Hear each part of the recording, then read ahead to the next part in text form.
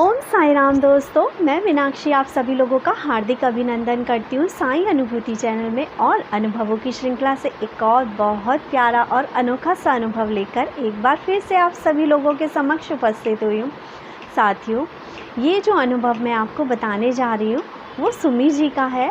लेकिन अनुभव सुनाने से पहले जैसे कि हम सभी लोग बाबा का जयकारा लगाते हैं, तो चलिए सभी लोग हाथ जोड़िए और बोलिए ओम श्री सच्चिदानंद सद्गुरु साईनाथ महाराज की जय। अनंत कोटि ब्रह्मांड नायक राजाधिराज योगी राज परम ब्रह्म गुरु श्री सच्चिदानंद सद्गुरु साईनाथ महाराज की जय। ओम साई राम दोस्तों, जैसे कि ये अनुभव है सुमी जी का। और सुमी जी बताती हैं कि जब ये एक बार साईं बाबा के मंदिर गई तो बाबा की आरती के बाद बाबा को भोग लगाया जा रहा था। और बाबा को भोग लगता देख इनके मन में ये आया, काश बाबा आपका झूठा मुझे खाने के लिए मिल जाता। जैसे कि हम सभी लोगों को होता है ना, जब हम बाबा का आरती के बाद वहाँ पे भोग लगता हुआ देखते हैं और भंडारा हो रहा होता है, भंडारे की खुशबू हमारे नाक में जब जाती है तो हमें कितना अच्छा लगता है ना। और हमें लगता है जब बाबा को भोग लगाया जा रहा होता है और हम सभी लोग गाना गाते हैं, ऐसा भोग लगाओ मेरे साईं सब अमृत बन जाए, ऐसा भोग लगाओ मेरे साईं सब अमृत बन जाए। और वो अमृत जो बाबा को भोग लगाया जा रहा होता है, हमारे मन में होता है ना कि काश ये थाली हमें मिल जाती। ऐसी ही इच्छा सुमी जी के मन में आई कि काश बाबा आपका झूठा मुझे खाने को मिल पाता। उसके बाद बाबा से प्रार्थना करके बस ये भंडारे के लिए जाती हैं। और ये क्या देखती हैं कि बाबा का जो भोग लगाया गया था उसमें से सारा प्रसाद, चावल के भगोने में चावल, कढ़ी में कढ़ी और जो जो भगवान का भोजन था वो सब उसमें मिलाया जा रहा था। क्योंकि सारा का सारा जो भी भंडारे का खाना बना था बाबा को भोग लगाने के बाद वापस उसमें डाला जाता है, ताकि सारा का सारा जो भोजन है वो प्रसाद में तब्दील हो जाए। ऐसा ही किया जा रहा था। वो कहती हैं कि फ़र्स्ट टाइम मैंने ऐसा देखा कि जो बाबा का भोग है वो सारे खाने के अंदर मिलाया जा रहा है। और वो कहते हैं कि देख के उनके मन में इतनी खुशी हुई और उन्हें इतना अच्छा लगा कि हे साईनाथ, मैं आपका झूठा खाना चाहती थी, मैं आपकी झूठन खाना चाहती थी और आज तो मुझे वो झूठन खाने को मिल जाएंगी। वो भंडारे के लिए बैठती हैं, जब वो खाना खा रही होती हैं तो उनके साथ एक और चमत्कार बाबा जी कर देते हैं। जो बाबा के भोग की रोटी थी उसमें से टुकड़े तोड़कर भी भक्तों को दिए जा रहे थे। वो कहती हैं कि उन्हें उस रोटी में से भी एक गसा खाने के लिए मिला। वो कहती हैं कि ये सब देखकर मेरी आँखों में आंसू आ गए और बाबा के प्रति मेरी श्रद्धा और बढ़ गई। और मुझे लगा कि बाबा तो मेरी हर बात सुनते हैं। उस दिन जो भंडारा मैंने खाया वो बहुत बड़ा, उस दिन मैंने जो भंडारा खाया वो इतने चाव से खाया कि ये मेरे बाबा की झूठन है जो मुझे आज खाने के लिए मिली है। साथियों, जो मुझे आज खाने के लिए मिली है। साथियों, इसमें मैं सिर्फ आपको यही कहना चाहूँगी कि नंबर ऑफ़ टाइम्स हमको लगता है कि बाबा हमारी सुनते नहीं हैं और बाबा हमारा जो काम नहीं करते हैं। लेकिन पता है, ये जो अनुभव है ये हमें यही दर्शाता है कि बाबा तो हमेशा हमारे लिए काम कर रहे होते हैं, लेकिन कभी कभी हमें ही नहीं पता चलता कि बाबा ने हमारे लिए क्या किया है। जैसे कि भोग तो हर बार लगता होगा आरती के बाद, और हर बार ही बाबा के भोग का सारा प्रसाद वापस भोजन के जो भी पात्र हैं उनमें डाला जाता होगा, ताकि सारा का सारा भोजन जो है प्रसाद बन जाए। लेकिन सुमी जी की इच्छा थी और बाबा ने उन्हें दिखाया कि देख, तू तो मेरी झूठन खाती ही है जब भी यहाँ पे भंडारा होता है तो। लेकिन उन्हें विश्वास तब हुआ जब उन्होंने अपनी आँखों से देखा।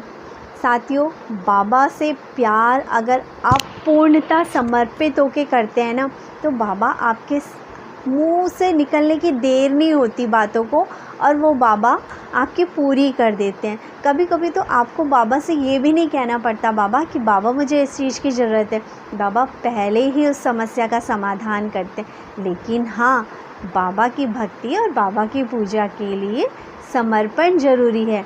विश्वास और पूर्ण समर्पण ही बाबा की भक्ति के लायक हमें बनाता है। ज़रूरी नहीं कि हम बहुत दिए जलाएं, अगरबत्ती जलाएं और बहुत बस 24 घंटे ये कहते रहें बाबा बाबा बाबा। लेकिन सिर्फ इतना ज़रूर है कि जब भी बाबा को सिमरो, जब भी बाबा को पुकारो, पूरी श्रद्धा और पूरी भक्ति के साथ पुकारो, आपके रोम रोम में साईं समाने होने चाहिए। जब आपके रोम रोम में साईं समाएंगे ना, तो आपके साथ ज़िंदगी के चमत्कार ज़रूर होंगे। और बाबा हैं, बाबा हमेशा भक्तों की सुनते हैं। सुमी जी की जैसे हमेशा बाबा जी सुनते हैं। सुमी जी का इससे पहले भी जो अनुभव चैनल के साथ शेयर हुआ है, उसमें इन्होंने बताया था कि इनकी मम्मी की इच्छा थी कि मैं लाल रंग का गुड़हल बाबा को समर्पित करूं, बाबा की पूजा में बाबा को चढ़ाऊं। और उनकी जो बुआ थी उनके यहाँ पे लाल गुड़हल थे। ये जब उनके घर में पूजा कर रही थी इनकी मम्मी, ये इनके मन में इच्छा थी कि मेरे पास भी रेड कलर का गुड़हल का फूल होता तो मैं भी बाबा को चढ़ाती। वापस जो वो अपने घर आती है तो उनका जो पीच कलर का गुड़हल का फूल खिला करता था जिस पेड़ में, बाबा ने नेक्स्ट टाइम उनके उसी पेड़ में रेड कलर का गुलाब खिलाया।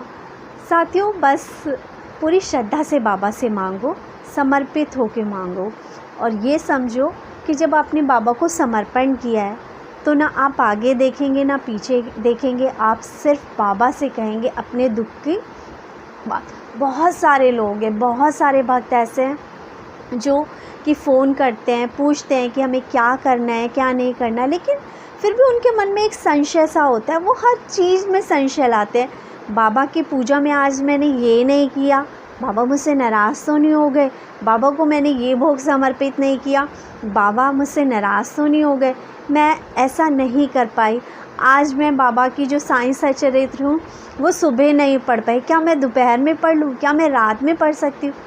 बाबा से पूर्ण समर्पण मांगते हैं। पूरे दिन पूरी रात में से वो एक पल जब आप शांति से बाबा के लिए समर्पित होकर बाबा से बात कर सकते हैं, वही पल आपका सबसे परफेक्ट टाइम होता है बाबा की पूजा के। आप बेड पे बैठे बैठे भी रात को सोने से पहले ध्यान लगा के बाबा को याद कर सकते हैं। रात को बेड पे बैठे बैठे ही आपको कष्ट निवारण मंत्र याद है तो आप उसको सिमरिए, बाबा आपके कष्ट हरेंगे। लेकिन विश्वास तो कीजिए, कुछ तो करिए ऐसा। अब मैं आपको सिर्फ इतनी सी एक छोटी सी बात बताना चाहूँगी। हम स्कूल कॉलेजेस या अपने रिलेशन में जाते हैं, कुछ लोग हमें बहुत अच्छे लगते हैं, हमें लगता है कि हाँ इस व्यक्ति का व्यवहार बहुत अच्छा है, बहुत ही जो ये बंदा है लोगों की मदद करने वाला है, लेकिन हमारी उससे दोस्ती नहीं हो रखी होती। तो हम क्या करेंगे उसकी दोस्ती, हम उसके पास जाएंगे, उससे अच्छे से बात करेंगे, एटलीस्ट हम भी अपनी तो कुछ क्वालिटी दिखाएंगे ना, जिससे एक अच्छा बंदा हमसे कनेक्ट हो जाए। तो फिर ये तो भगवान है, हमें कुछ तो अच्छी क्वालिटी बाबा को दिखानी पड़ेगी ना अपनी। हमें पूर्णतः समर्पित होना पड़ेगा, हमें लोगों के लिए दया लानी पड़ेगी। हो सकता है हमारा कोई नाते रिश्तेदार भाई बहन किसी से हमारी बनती ना हो, और जब भी हमारे सामने उस बंदे का नाम आए और हमारे मन में एक किलसन से उठ जाए कि नहीं कि ये तो ऐसा है वैसा, और नंबर ऑफ थॉट्स हमारे दिमाग में चलने लग जाए, तो हम हमारी भक्ति से बाबा से अलग हो जाएंगे ना। हर फैमिली में, हर इंसान की ज़िंदगी में कोई ना कोई व्यक्ति ज़रूर ऐसा होता है जिसने उसे पेन दिया होता है, जिसके बारे में सोचकर उसे दुख दर्द होता है। लेकिन ऐसे व्यक्ति को आप इग्नोर करना सीखें। जब आपके सामने उस व्यक्ति का नाम आए, वो व्यक्ति की कोई बात चले, तो या तो आप उस प्लेस को छोड़ दो, और यदि आपके सामने बात भी हो रही तो आप अपने मन में सिर्फ ओम साईं राम बोलो कि बाबा सब अच्छा करेंगे। वो जैसा है जो भी है वो अपने आप में खुश रहे और हम अपने आप में खुश रहना सीखें। बस बाबा से यही चीज़ मांगो। और साथियों, इसी के साथ मैं सुमी जी आपको बहुत बहुत धन्यवाद देती हूँ बाबा का प्यारा और अनोखा सा अनुभव चैनल के साथ शेयर करने के लिए। और हाँ, आप सभी भक्तों से जो कि इस वक्त चैनल को देख रहे हैं और बाबा का प्यारा सा अनुभव सुन रहे हैं, उनसे अनुरोध करती हूँ कि बाबा का प्यारा और अनोखा अनुभव आपको भी हुआ है और आपको जो अनुभव हुआ है वो चैनल के साथ शेयर कीजिए। हो सकता है आपका एक प्यारा और अनोखा सा अनुभव सुनकर कोई बाबा से सच्ची भक्ति कर बैठे, कोई बाबा से सच्चा प्रेम कर बैठे और किसी के बिगड़े हुए काम बन जाए। कोई भूला भटका इंसान जो अभी दुख दर्द में है, तकलीफ़ में है, हो सकता है साईं का नाम उसकी ज़िंदगी में आए और उसकी ज़िंदगी बदल जाए और उसका ज़रिया आप बने और डायरेक्ट इनडायरेक्ट आपको उस अच्छे कर्म करने का एक फल मिल जाए।